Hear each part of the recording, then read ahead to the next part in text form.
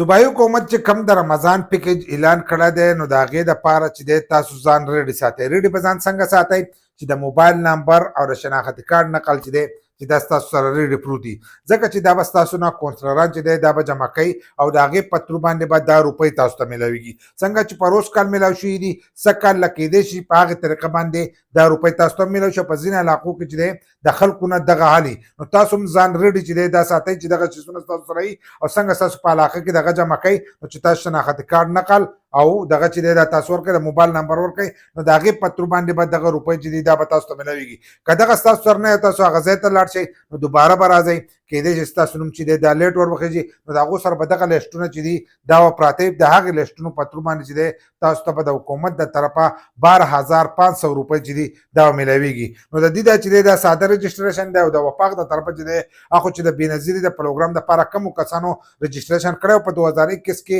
دا غونډه ډیټا راغسته شوې چې په کم وخت کې عمران خان حکومتونو کور په کور ګرځېدلو نو هغه ډیټا چې دا د هغې په ترو باندې به هغه تاسو ته میلاویږي او د دې دا چې دی دا په لیکلو باندې نو تاسو ځان ریډي ساتئ. که ستاسو په علاقه کې اوس هم جمع کېږي نو تاسو جمع کوئ.